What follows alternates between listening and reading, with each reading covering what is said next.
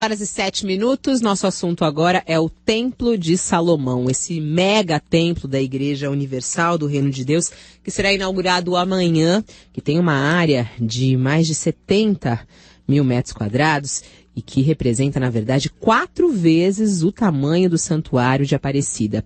E há uma suspeita de irregularidades na construção desse megatemplo. Será que cumpriu todas as determinações? Hoje os jornais Folha de São Paulo e Estado de São Paulo trazem também uma reportagem dizendo que o templo foi construído com autorização de um alvará de reforma, que foi expedido isso em outubro de 2008, e que livrou, de certa maneira, a Igreja Universal do Reino de Deus de pagar 5% do valor da obra, porque quando você tem que construir um novo local, você tem que pagar 5% do valor da obra e fazer também melhorias no entorno ali do local, o que daria um custo para a Igreja Universal de 35 milhões de reais, já que a obra está orçada em 680 milhões de reais.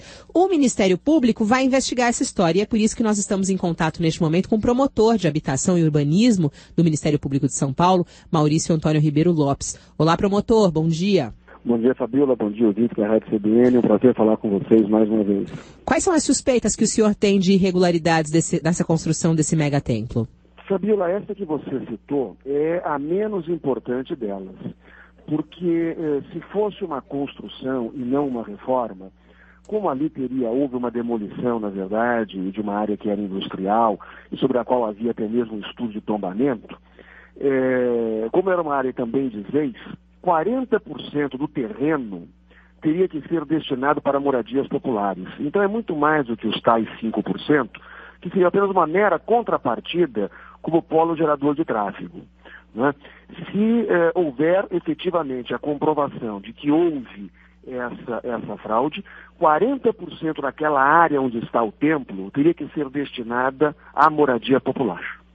Mas então, o senhor já tem indícios dessa fraude, não?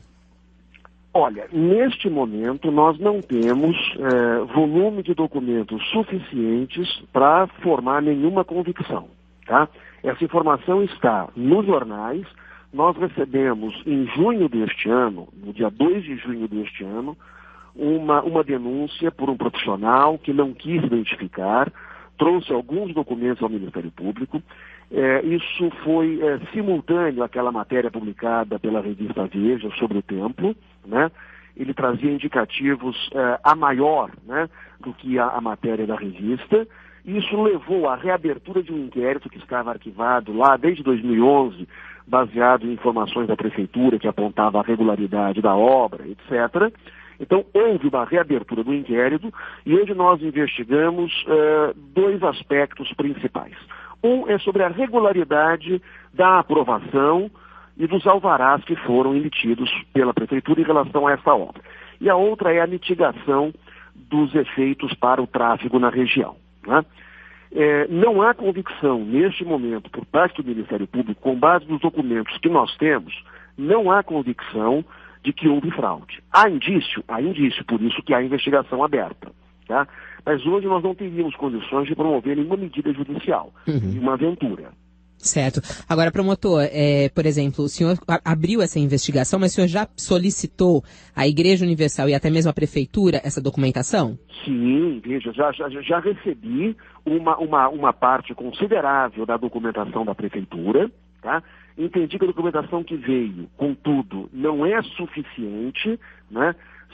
Solicitei esclarecimentos adicionais, pedi inclusive cópia de todos os processos administrativos relativos a esse quarteirão inteiro onde está o templo.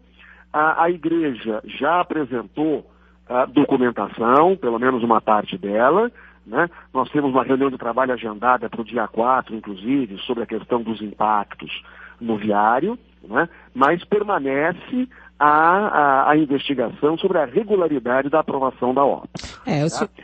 Se for comprovado o que os jornais apresentam hoje, eu diria, os fatos são muito graves. Agora, promotor, o senhor que é da área de habitação, urbanismo, um templo como esse, 4 vezes o tamanho do Santuário de Aparecida, com ali uma capacidade para receber milhares de pessoas, com 1.200 vagas de estacionamento, né? Como é que o senhor analisa isso na cidade de São Paulo, ali no bairro do Brás? Isso não vai trazer prejuízos para a cidade nesse sentido? Olha, tecnicamente, não há uma diferença significativa entre aquele templo e um shopping center.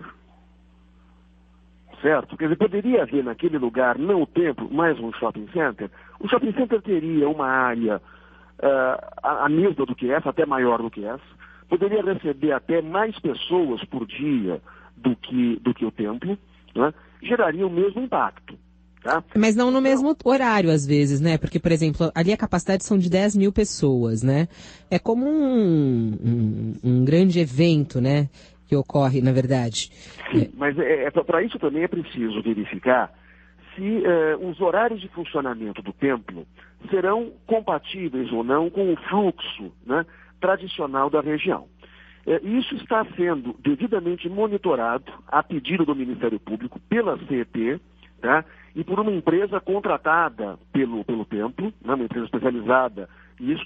Está sendo monitorado exatamente isso para buscar exatamente o funcionamento, vamos dizer, naqueles horários que não sejam os horários tradicionais de pico, né, de trânsito devido ao comércio e ao deslocamento de pessoas naquela região. Tá? O templo funciona desde o dia 18 de agosto.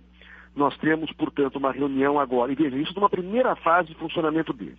Nessa primeira fase de funcionamento, sequer os estacionamentos estão sendo utilizados, porque as pessoas chegam em ônibus que são fretados e que param num terreno que está uma quadra atrás do templo, um terreno que pertence à própria igreja. Os ônibus são ali estacionados e dali as pessoas se deslocam, não é, em fila para o templo. Tá?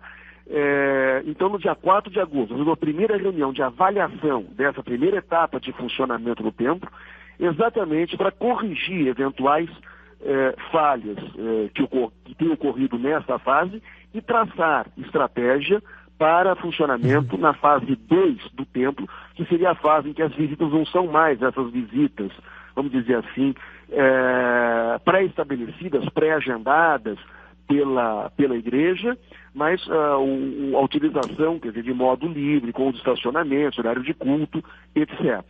Tá? Isto, Fabíola, sem prejuízo do que segue inseparado na investigação, que é a regularidade formal dos alvarás que foram emitidos para a construção desse templo. Quero dizer o seguinte, no limite das coisas, se ficar demonstrado que houve fraude na obtenção do alvará, pode-se até mesmo entrar lá na frente, não é hoje, não é amanhã, não é daqui 2 dias, com uma ação demolitória do templo. Quero deixar isso muito claro. Uhum. Agora, promotor, tem muita gente comentando aqui pelas nossas redes sociais e pelo e-mail, falando, poxa, mas é só agora que isso vai ser investigado? Por que só agora que o templo já está construído, vai ser inaugurado amanhã que começa essa investigação? Inclusive o Flávio Moliani, ele comenta até, tudo isso foi aprovado ainda na gestão do Hussein Aref Saab, que está sendo investigado. Foi justamente o ex-diretor do APROV, que era o departamento municipal que liberava as construções em São Paulo, e que tem uma grande investigação sobre o caso dele, sobre esse departamento da Prefeitura de São Paulo. E aí pergunta ao senhor, por que tanta demora para investigar esse caso? Fabíola, ao tempo em que houve o arquivamento desse inquérito, em agosto de 2011, não havia ainda o escândalo Aref. Não havia essa referência. O inquérito foi arquivado, não foi nem arquivado por mim, eu estava em férias na época, mas foi o promotor que estava no meu lugar. Foi arquivado com base em documentos que foram fornecidos à Prefeitura de São Paulo que atestavam a regularidade da obra. Quer dizer, foi investigado em 2000, foi aberto o inquérito em 2010. Em 2010. Foi investigado e a obra estava ocorrendo com normalidade na época. Com normalidade. Isso tudo segundo os documentos apresentados pela Prefeitura Municipal de São Paulo. Certo? Então, veja, inclusive os funcionários da Prefeitura que forneceram essas informações àquele tempo. Se comprovar a inverdade ou a não veracidade dessas informações, quem as prestou ao Ministério Público incorre, inclusive, na prática de crime. Vamos deixar isso claro também. Tá? Então, até mesmo quem forneceu aquelas informações que serviram de base para o arquivamento do inquérito estão sujeitos também à investigação. O Ministério Público, infelizmente, nós somos 6 promotores de habitação e urbanismo na cidade de 12 milhões de habitantes, certo? Que cuida não apenas de aprovação de obras, mas que cuida de mobilidade, que cuida do funcionamento de N serviços da cidade. Nós não temos condições, não teria condições, não teria equipe nem de promotores, nem de peritos, nem de técnicos, para realizar uma reabertura de todos os casos em que esse funcionário da Prefeitura, o Hussein Ares, teve participação. Isso seria uma obrigação da Prefeitura Municipal de São Paulo, de sua controladoria, de sua corregedoria, de seus órgãos administrativos, realizar uma revisão em pente fino daquilo que passou pelas mãos desse funcionário, certo?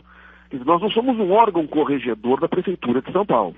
Era obrigação da Prefeitura, eventualmente, fazer essa revisão. Uhum. Quando vem a denúncia baseada em documentos, baseada num relato que tem verossimilhança, o Ministério Público instaura um inquérito e investiga. Foi o que aconteceu no dia 2 de junho deste ano. Aí me perguntar, mas por que no dia 2 de junho? Por que essa pessoa não apareceu, sabe, em 2012? Bom, não sei. A pessoa só apareceu 2 de junho de 2014. E aí já tinha concluído outro inquérito, então reabriu. Tá certo, promotor. Aguardamos, então, o andamento dessas investigações. Um bom dia ao senhor. Muito obrigado, Fabiola. Bom dia a você, os ouvintes da rádio. Ouvimos aqui as explicações do promotor de Habitação e Urbanismo do Ministério Público de São Paulo, Maurício Antônio Ribeiro Lopes, que está apurando a construção do megatemplo de Salomão. 10 horas e 19 minutos.